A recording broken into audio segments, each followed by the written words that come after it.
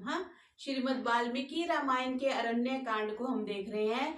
कल हमने देखा कि श्री राम जी ने 14,000 राक्षसों को अकेले ही मार डाला और उससे पहले उन्होंने लक्ष्मण जी को और माता सीता को एक सेफ जगह पर भेज दिया था। तो और धनुष के टूट जाने पर और वो जो खर, पहले उन्होंने खर और दूषण दो थे, दूषण और त्रिशरा दोनों को मार दिया था। अब खर की बात जो है वो अंत में हो रही थी, यहाँ पर हमने कल समाप्त किया था। तो आज हम 19वें सर्ग से प्रारंभ कर रहे हैं कि राम द्वारा खर की भर्त्सना और उसकी गदा का भेदन। गदा वो जो भीम लेके चलते थे, तो वो क्योंकि राक्षस थे तो वो अपनी गदा लेके आए थे, तो क्योंकि रथ को तोड़ दिया, सारथी को मार दिया और घोड़ों को मार दिया, तो फिर वो पैदल ही श्री राम के पास आते हैं। तो उसके बारे में आज हम 19वें सर्ग से शुरू कर रहे हैं। ओम। खरं तु विरथं दृष्ट्वा रामो गदापाणिं वस्थितं मृदुपूर्वं महातेजा परुषं वाक्यं ब्रवीत्। रथहीन खर को हाथ में गदा लेकर रणभूमि में अवस्थित देख महातेजस्वी श्री राम ने उसे न्याय उचित और मर्म स्पर्शी वचन कहे। गजाक्षव्रत संबाधे बले महति तिष्ठता कृतं सुदारुणं कर्मं सर्वलोक जुगुप्सितम्। हे वीर, हाथी घोड़ा रथ आदि से परिपूर्ण विशाल सेना का स्वामी बनकर तूने सर्वलोक निंदित और घोर पाप कर्म किए हैं। जब श्री राम अकेले खड़े थे तो वो 14,000 सैनिक, रथ, हाथी, घोड़े वो लेके आया, इसलिए श्री राम कह रहे हैं कि इतनी बड़ी सेना का स्वामी बनकर तूने सर्वलोक निंदित और घोर पाप कर्म किए हैं। अकेले ही थे ना श्री राम, तो एक व्यक्ति पर इतने साधन संपन्न होके जो वार करना है वो शास्त्र निंदित है जी। उद्वेजनीयो भूतानां नृशंसः पापकरं कृत त्रयाणामपि लोकानामि ईश्वरोऽपि न तिष्ठति। क्या तू नहीं जानता कि प्राणियों को दुख देने वाला, निर्दयी और पाप कर्म करने वाला मनुष्य भले ही त्रिलोकी का स्वामी क्यों ना हो तो भी अधिक दिन वो जीवित नहीं रह सकता। मतलब तू क्या चाहता है कि तुम जीवित रहना चाहते हो, इसीलिए ज्यादा भोग करना चाहते हो, इसीलिए ना, इसलिए पर क्योंकि जिसने पाप किया है और जो निर्दयी है और जो प्राणियों को दुख देता है वो ज्यादा देर तक जीवित नहीं रह सकता। ये श्री राम जी बोल रहे हैं। करम लोक विरुद्धम तो कुर्वाणम क्षणदाच्र तीक्ष्णम सर्वजनो हंति सर्पम दुष्ट इमावगतम। हे रजनीचर, रजनीचर, रजनी बोलते हैं रात्रि को, चर मीन्स विचरण करने वाला। जो राक्षस लोग हैं वो रात को विचरण करते हैं, ठीक है ना। तो कह रहे हैं लोक विरुद्ध मानवीय शांति का उन्मूलन करने वाले अत्याचारी को ऐसे ही मार देना चाहिए जैसे घर में आते हुए विषधर सर्प को सब लोग मार डालते हैं। लोभ उत्पानी कुर्वाणा कामाध्या यो न बुध्यते भ्रष्टा पश्यति तस्यांतम ब्रह्माणि कर्कादि। जो मनुष्य लोभ या काम के वशीभूत होकर पाप कर्म करके पश्चाताप नहीं करता उसे उस कर्म के फल से ऐसे ही भ्रष्ट होना पड़ता है, यानी उसका अंत उसी प्रकार का होता है जैसे 4 पैर वाला जो ब्राह्मणी कीट है, मतलब वृष्टि के ओलों को खाकर अपना अंत कर लेता है। कि जो लाभ और काम के वशीभूत होकर किसी ने कुछ गलत काम किया और उसका वो प्रायश्चित नहीं करता तो उसका फल तो उसको भोगना ही पड़ता है, फिर वो भ्रष्ट हो जाता है। कैसे? जैसे 4 पैर वाला ब्राह्मणी कीट, एक कीड़ा होता है 4 पैर वाला जो वृष्टि के ओलों को खा लेता है। ओले जब बर्फ के पड़ते हैं ना तो वो उसको अन्न समझ के खा लेता है और उसकी मौत हो जाती है, मीन्स अपनी ही गलती से वो मर जाता है। वही बात कह रहे हैं कि अपने पाप कर्म ही हमें मार देते हैं। वस्तो दंड कारण्य तापसान धर्मचारिणः किंतु हत्वा महाभगान फलम 86 राक्षस। ये राक्षस अधम, अधम मीन्स नीचे वाला, राक्षसों में भी जो सबसे नीचे है, इस दंडक वन में रहने वाले, धर्म आचरण में रत निरपराध तपस्वियों को मारने का फल तुझे भोगना ही होगा। क्या तू ये नहीं जानता था? अब तूने इतने तपस्वियों को मारा है, उनके साथ अत्याचार किए हैं, तो इसका फल तो तुझे भोगना ही पड़ेगा। न चिरम पाप कर्माणा क्रूरा लोक जुगुप्सिता ऐश्वर्यं प्राप्य तिष्ठन्ति शीर्ण मूला इव द्रुमा। पापी, क्रूर और लोक निंदित मनुष्य ऐश्वर्य पाकर भी चिरकाल तक जीवित नहीं रह सकते। आजकल हम देखते हैं ना, इतने लोग पाप करते हैं, भ्रष्टाचार करते हैं, बड़ी बड़ी गाड़ियां ले लेंगे, कोठियां बना लेंगे, लेकिन उनका अंत भी फिर बड़ा बुरा होता है। वही यहाँ पर कह रहे हैं कि जो पापी हैं, जो क्रूर हैं और जो लोक निंदित मनुष्य हैं, वो ऐश्वर्य पाकर भी ज्यादा देर जीवित नहीं रह सकते। जैसे गली सड़ी जड़ वाले वृक्ष बहुत देर तक नहीं ठहरते, क्योंकि जिसकी जड़ ही खराब है, तो ऐसा जो वृक्ष है वो ज्यादा देर टिकता नहीं है। अवश्यम लभते जंतु फलम पापस्य कर्मणः घोरम पर्यागते काले द्रुमा पुष्पम इव्रातवम। जैसे ऋतु के आने पर वृक्ष स्वयं पुष्पित हो जाते हैं, ठीक उसी प्रकार समय आने पर जीवों को उनके किए पाप कर्मों का घोर फल अवश्य प्राप्त होता है। इसको अंडरलाइन करेंगे और इसको पढ़ते रहेंगे बार बार। अवश्यम लभन्ते जंतु फलम पापस्य कर्मणः घोरम पर्यागते काले द्रुमा पुष्प इवार्तवम। जैसे फल समय आने पर, वो कहते ना, माली सींचे 100 घड़ा ऋतु आए फल होए। आप 100 घड़ा पानी डाल दो, लेकिन फल कब लगेगा? जब उसकी ऋतु आएगी। आम आप बोलो कि नवंबर दिसंबर में आ जाए तो नहीं आएंगे। ऐसे ही जब पाप कर्म का फल देने का समय आता है, तभी वो फल पुष्पित होगा, तभी वो मतलब फल देगा, और लेकिन फल अवश्य मिलेगा, ये कह रहे हैं जी।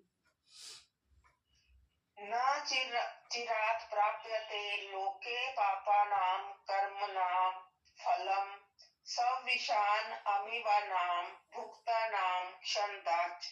हे निशाचर, जैसे विष मिश्रित अन्न खाने से मनुष्य शीघ्र ही मर जाता है, उसी प्रकार पापी को किए हुए पापों का फल प्राप्त होने में विलंब नहीं होता। जैसे जहर मिला हुआ भोजन खाने से बंदा मर जाता है, वैसे ही पापों का फल भी अवश्य मिलता है। पापम आचरताम घोरम लोकस्य प्रियम इच्छिताम अहम आदितो राज्या प्राण अहंतु निशाचर। हे निशाचर, घोर पाप करने वाले और लोक का अमंगल करने वाले पापचारियों के वध के लिए ही मुझे महाराज दशरथ ने वन में भेजा है। देखो, अब वो सही बात उन्होंने बोल दी ना, कि राक्षसों के वध करने के लिए ही मुझे वन में भेजा है, इसलिए श्री राम को कोई समस्या नहीं हुई, वो दुखी नहीं हुए।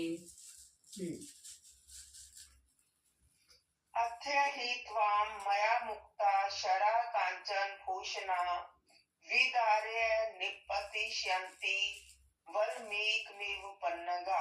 मेरे द्वारा छोड़े गए ये स्वर्ण भूषित बाण तेरे शरीर को छिन्न भिन्न कर पृथ्वी में ऐसे ही घुसेंगे जैसे सर्प अपनी बांबी में घुसता है।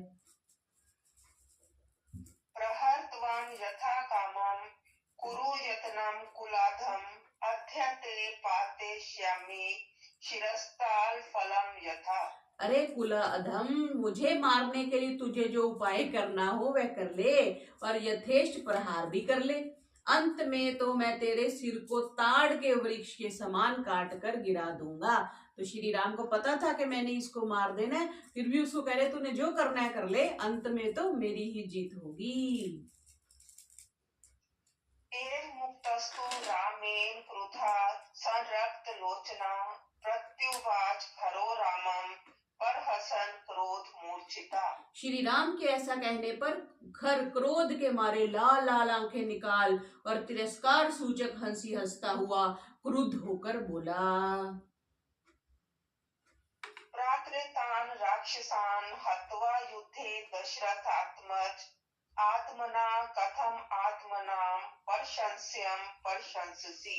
हे दशरथ नंदन, संग्राम में साधारण राक्षसों को मारकर प्रशंसनीय ना होने पर भी तुम अपने मुख से अपनी प्रशंसा क्यों कर रहे हो?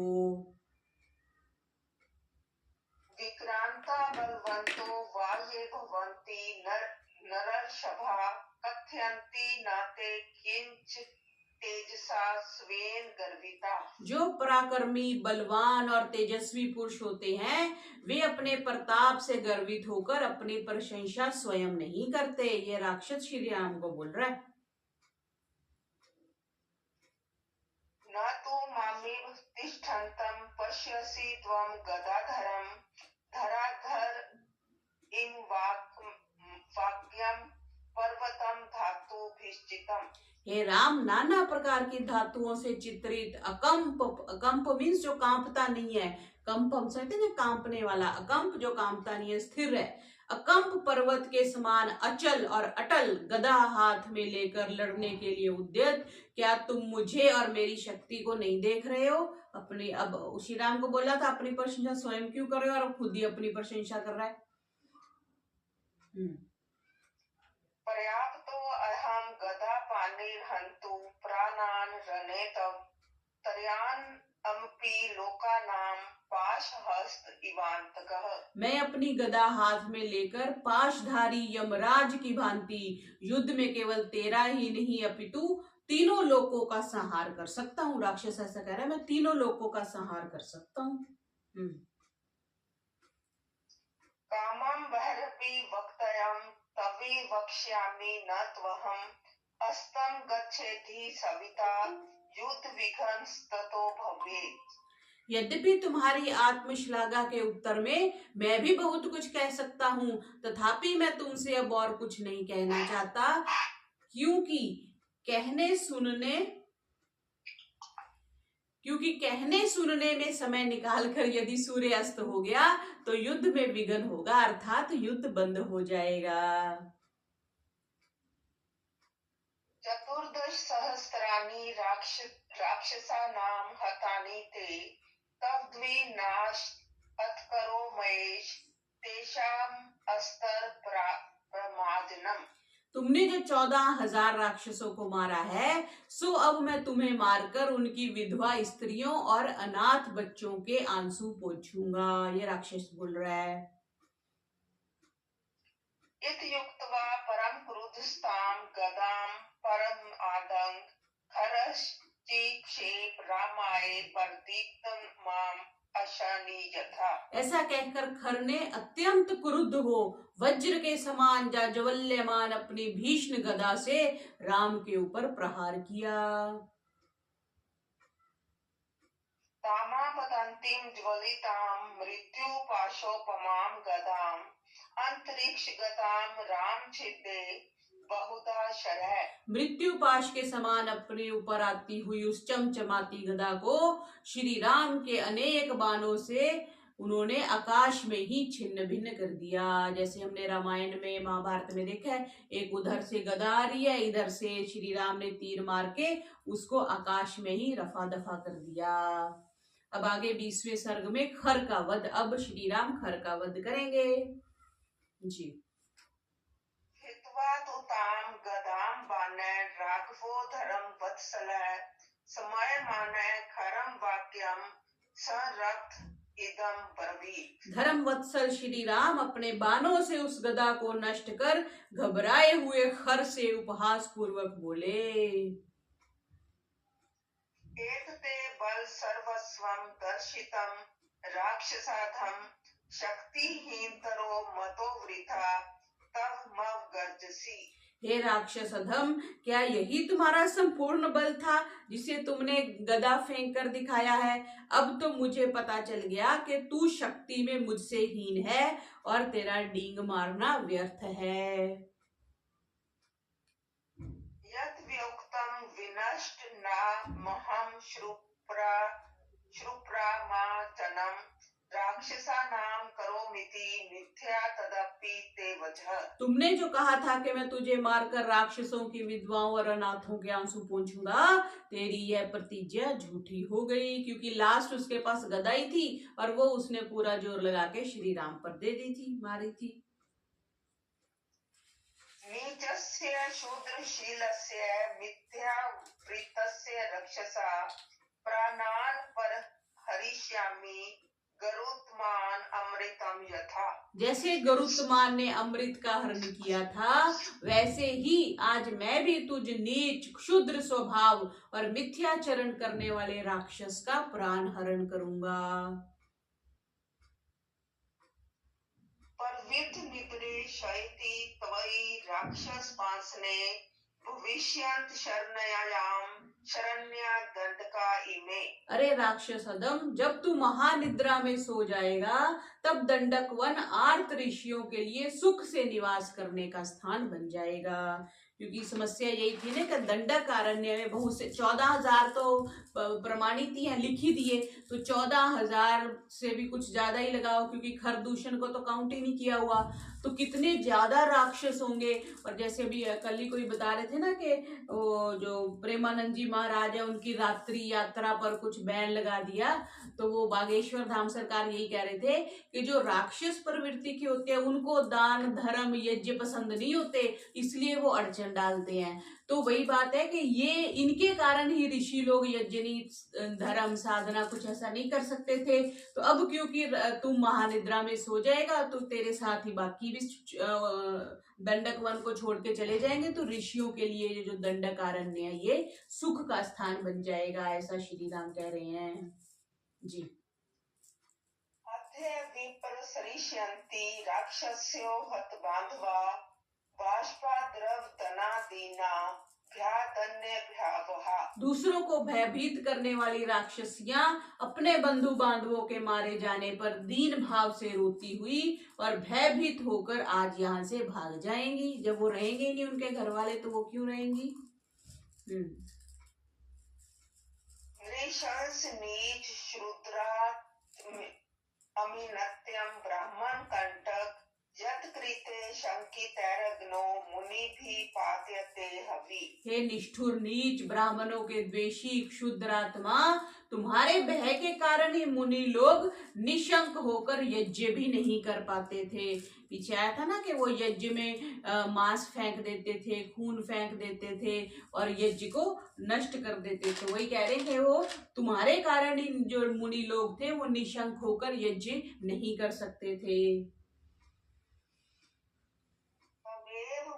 सरमथम ब्रुवानम राघवम रणे खरो निर्भर सयामास रोषात खर त्रस्वना। जब क्रुद्ध हो श्री राम ने खर से ऐसे वचन कहे, तब खर भी कुपित हो उच्च स्वर से राम की भर्त्सना करते हुए बोला, दृढ़म खल वलितो असि भवेष्यपि च निर्भया वाच्य अवाच्यम ततो ही त्वं मृत्यु वश्यो न बुध्यसे। निश्चय ही तू बड़ा अभिमानी है, जो भय के उपस्थित होने पर भी निर्भय सा बना हुआ है। तेरी मृत्यु निकट है, इसलिए तुझे बोलते हुए यह भी समझ में नहीं आता कि क्या कहना चाहिए और क्या नहीं। काल पाश परीक्षिता भवन्ति पुरुषा ही ये कार्यम न जानन्ति ते निरस्त षडींद्रिया। काल पाश में बंधे हुए मनुष्य को कर्तव्य का ज्ञान नहीं रहता, क्योंकि उसकी अंतःकरण आदि 6 इंद्रियों की शक्ति नष्ट हो जाती है। मृत्यु से पहले क्या होता है, 6 इंद्रियों की शक्ति, मन और 5 इंद्रियों की शक्ति नष्ट हो जाती है, इसलिए उसको समझ ही नहीं आती क्या करना है और क्या नहीं करना। एव मुक्त्वा ततो रामं सरुन्ध्य भ्रिकुटिं ततः सदर्दश महासालम विदुरे निशाचरा। राम को ऐसा कहकर और भौहें तान कर उस खर ने निकट ही साल का एक बहुत बड़ा वृक्ष देखा। तम समुत्तिक्षिप्य बाहुभ्यां विनद्य च महाबलः रामं उद्दिश्य चिक्षेप हतस्वमिति चाब्रवीत्। उस वृक्ष को उखाड़ और घोर गर्जना कर खर ने उस वृक्ष को दोनों भुजाओं से उठाकर राम के ऊपर यह कहकर फेंका कि बस अब तो तू मारा गया। तमाम पतंतम बानो शिष्ट राम प्रतापवान रोष महारय त्रिवम निहंतुम समरे खरम। प्रतापी राम ने उस साल वृक्ष को अपनी ओर आते देख उसे बाणों से छिन्न भिन्न कर डाला और संग्राम में खर का वध करने के लिए भयंकर क्रोध किया। जातस वेदस्ततो रामो रोष अद्रिक्ता लोचना निर्विभेद सहस्त्रेन बाना नाम समरे खरम। उस समय श्री राम पसीने से तरबतर हो रहे थे और क्रोध के कारण उनकी आंखें लाल हो गई थी। अतः उन्होंने एक साथ अनेक बाणों से खर को युद्ध में बुरी तरह छेद डाला। विहल्सकृतो बाणः खरो रामेण संयुगे मतो रुधिर गंधेन तमेव अभ्याद्रवद्रुहुतम। जब श्री राम ने उस युद्ध में खर को बाणों के आघात से व्याकुल कर दिया, अपने शरीर से निकलते हुए रक्त की गंध से मतवाला होकर वह बड़े वेग से राम की ओर झपटा। पनंततम सरब्धम कृत अस्त्रो रुधिर अपलुतम अपास्प्रद द्वित्रिपदम किंचित त्वरित विक्रमः।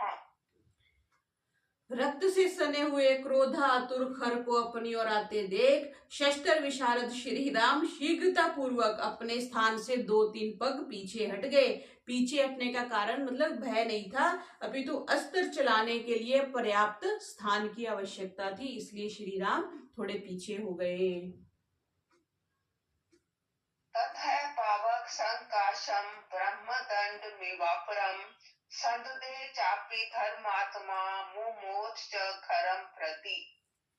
तत्पश्चात धर्मात्मा श्री राम ने दूसरे ब्रह्मदंड और अग्नि के समान तेजस्वी एक बाण को धनुष पर रखकर खर के ऊपर छोड़ा। सविमुक्तो महाबानो खर से ओरसी चापतात सपपात खरो भूमौ दह्यमानः शरगिना। श्री राम के द्वारा छोड़ा हुआ वह भयंकर प्राण खर की छाती में जाकर लगा और उस बाण से निकली अग्नि से खर दग्ध होकर पृथ्वी पर गिर पड़ा और मर गया।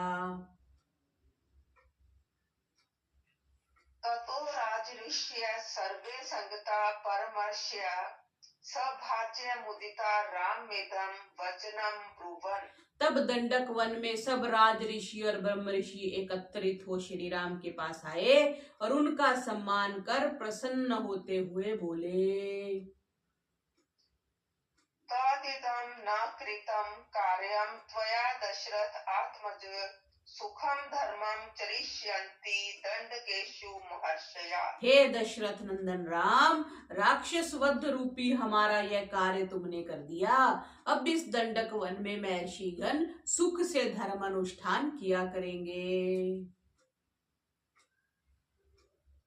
राम सयोपरि संहृष्टा व वृष विस्मित सदा अर्धाधिक मुहूर्तेन रामेण निशिता शरः चतुर्दश सहस्त्राणि रक्षसाम भीम कर्मणाम खरदूषण मुख्यानाम निहतानि महाहवे।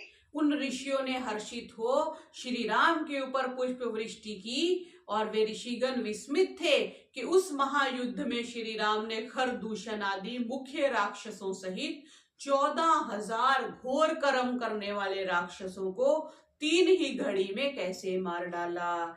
जो 2.5 घड़ी का 1 घंटा होता है, तो 2.5 घड़ी का 1 घंटा हो गया, तो लगभग 1.25 घंटे में उन्होंने करीब 14,000 जो राक्षस थे उनको मार डाला। साधारण मनुष्यों को नहीं, सैनिकों को नहीं, राक्षसों को मार डाला और अकेले ही मार डाला।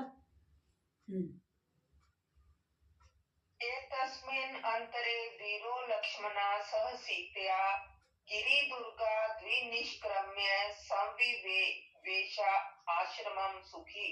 इसी बीच शूरवीर लक्ष्मण सीता जी को साथ लिए हुए गिरिग्रह से निकलकर श्री राम के पराक्रम से प्रसन्न होते हुए आश्रम में पहुंचे। तं दृष्ट्वा शत्रुहन्तारं महर्षिणां सुखावहं बभूव हृष्टा वैदेही भर्तारं परिस्वदे। शत्रुहंता और महर्षियों को आनंद देने वाले श्री राम को सकुशल देख जनक नंदिनी सीता प्रसन्न हुई और अपने पति का आलिंगन किया। तो इस प्रकार जब उन्होंने देखा कि इतने हजार सैनिकों को मारने के बाद भी श्री राम सुरक्षित हैं और ठीक हैं, तो वो दोनों प्रसन्न हो गए। अब आगे 21वें सर्ग में क्या आ रहा है कि अकंपन का रावण को खरदूषण के वध का समाचार देना और रावण का मारीच के पास पहुंचना। अब जैसे खर और दूषण, खर उसने बताया था ना शूर्पणखा ने कि वो मेरा भाई है, तो उसका ये रावण दूसरा भाई है, तो उसके पास वो सूचना भेजेंगे कि भाई वो तो मारा गया, अब तुम संभालो जी।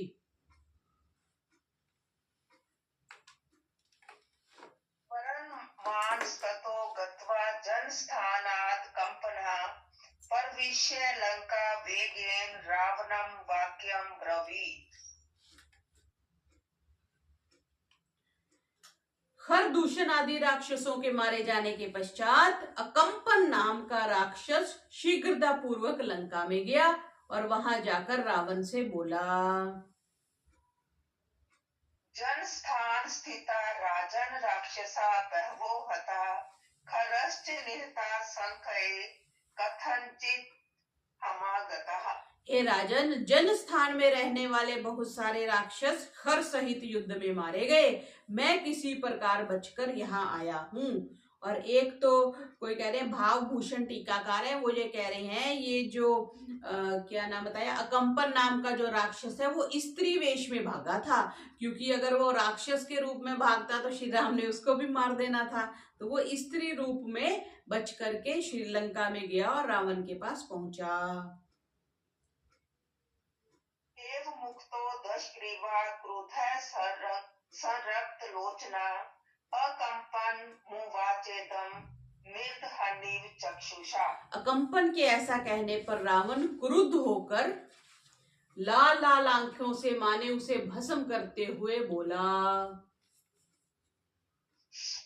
केन रम्यं जनस्थानं हतं मम पराशुना को हि सर्वेषु लोकेषु गतिं चाद अधिगमिष्यति। किस मुमूर्षु, मुमूर्षु कहते हैं मरने वाले की इच्छा वाले ने मेरे रमणीय जन स्थान को नष्ट किया है, ऐसा कौन अभागा है जो संसार में नहीं रहना चाहता, ये रावण बोल रहा है। तथा क्रुधं सुग्रीवं कृतांजलिर कंपनः ध्यात संदिग्ध्या वाचा रावणं याचते अभ्यम। रावण को इस प्रकार क्रुद्ध देख अकंपन बहुत डरा और हाथ जोड़कर लड़खड़ाती वाणी से उससे अभय की याचना करी। अभय मीन्स कि आप मेरे को मारोगे नहीं, मैं आपको बताता हूँ। दशग्रीवो अभ्यम तस्मै प्रददौ रक्षसां वरः सविस्तरब्धो अब्रवीत् वाक्यं संदिग्ध कंपनः। जब राक्षस श्रेष्ठ रावण ने उसे अभयदान दिया, तब विश्वस्त होकर अकंपन ने स्पष्ट रूप से सब वृतांत कहा। पुत्रो दशरथस्यास्ति सिंहसहननो युवा हतं तेन जनस्थानं खरश्च सहदूषणा। उसने कहा, महाराज, सिंह के समान सुंदर शरीर अवयव वाले तरुण मीन्स युवा है श्री राम ने, जो दशरथ के पुत्र हैं, जन स्थान में आकर खर और दूषण को मारा है। अकंपन वचा श्रुत्वा रावणो वाक्यं ब्रवीत् जनस्थानं गमिष्यामि हन्तुं रामं स लक्ष्मणं। अकंपन की बात सुन रावण ने कहा कि राम और लक्ष्मण को मारने के लिए मैं स्वयं जनस्थान में जाऊंगा। अथैव मुक्ते वचने प्रोवाचेदं कंपनः शृणु राजन् यथावृतं रामस्य बल पौरुषम। रावण की बात सुन कंपन बोला, हे राजन, श्री राम जैसे चरित्रवान, बलवान एवं पुरुषार्थी हैं, वह मैं कहता हूँ, आप सुनिए। तो जैसे जो कहते हैं ना, तारीफ वो होती है जो आपके दुश्मन करें। तो अब राक्षस श्री राम का दुश्मन है, फिर भी उनकी तारीफ कर रहा है। क्या कह रहा है? असाध्य कुपितो रामो विक्रमनेन महायशा आप गाया स्वरूप नाया वेगम परि हरेचरै। महायशस्वी राम जब क्रुद्ध होकर संग्राम में खड़े हो, तब उनका सामुख्य करना असाध्य है, मीन्स उनका सामना नहीं किया जा सकता। बाण विद्या में ऐसे निष्णात हैं कि जल से पूर्ण नदी के प्रवाह को अपने बाणों से रोक सकते हैं। जल से परिपूर्ण पानी का तेज भरा हुआ नदी है, उसको बाण से कैसे रोकेंगे? मतलब इतना व्यवस्थित करके बाण मारेंगे कि बाणों की एक बांध बन जाए और पानी रुक जाए। इतने तीर चलाने में श्री राम जो थे वो निपुण थे। न हि रामो दशग्रीव शक्यो जेतुं त्वया युधि रक्षसां वा अपि लोकेन स्वर्ग पाप जनैरिव। हे दशग्रीव, युद्ध में तुम राम को नहीं जीत सकते। संपूर्ण राक्षसों की सहायता से भी तुम राम पर उसी प्रकार विजय नहीं पा सकते जैसे अधर्मी जन स्वर्ग नहीं पा सकते। तो उसने चेतावनी दे दी कि भाई तुम श्री राम को जीत नहीं सकते। न तं वध्यमहं मन्ये सर्वे देवासुरैरपि अयं तस्य वध्य उपायस्तं मम कामना शृणु।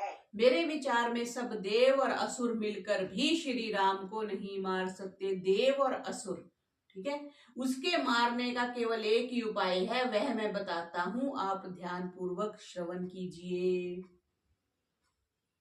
भार्या तस्य उत्तमा लोके सीता नाम सुमध्यमा श्यामा सम विभक्तांगी स्त्री रत्नम रतन भूषिता। श्री राम की धर्म पत्नी जिसका नाम सीता है, संसार की स्त्रियों में सर्वाधिक सुंदर है।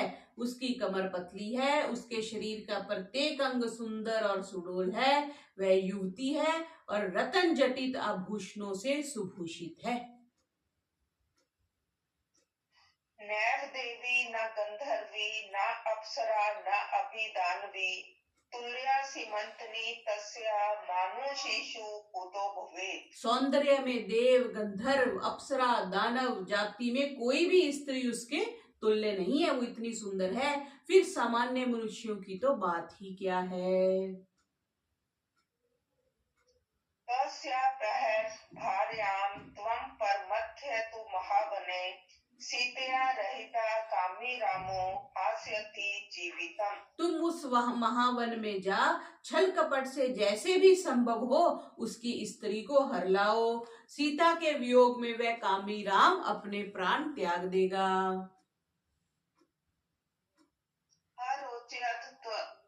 तद वाक्यम रावणो राक्षस अधिपै चिंतयित्वा महाबाहु कंपन मुवाच।